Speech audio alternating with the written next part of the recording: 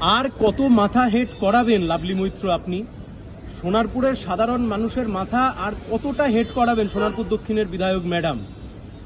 Lovely Maitra নিজে তিনি governing বডির প্রেসিডেন্ট। সোনারপুরের প্রয়াত প্রাক্তন বিধায়ক জীবন মুখার্জির লবির হাত থেকে নিজের হাতে রাশ রাখবার জন্য এই গভর্নিং বডির প্রেসিডেন্ট সোনারপুর দক্ষিণের বিধায়ক লাভলি মৈত্র এই সমস্ত বহিরাগতদেরকে আশ্রয় দিয়ে রেখেছেন উনি কলেজের অভ্যন্তরে। আর সেই কলেজের অভ্যন্তরে বসে থাকা বিধায়কের ডান হাত বাঁ হাত একদম পোষ্যরা, তারা ছাত্রীদেরকে দিয়ে সেখানে মাথা ম্যাসেজ করাচ্ছে। কার্যত অবৈধ ইউনিয়ন, হাইকোর্ট বলবার পরেও অবৈধ ইউনিয়ন খুলে রেখে কার্যত ওটাকে পার্লারে পরিণত করেছেন। ন্যূনতম লাজলজ্জা নেই। একের পর এক ঘটনা ঘটাচ্ছেন সোনারপুর দক্ষিণের বিধায়ক, যার জন্য সোনারপুরবাসীর সামগ্রিকভাবে মাথা নত হচ্ছে।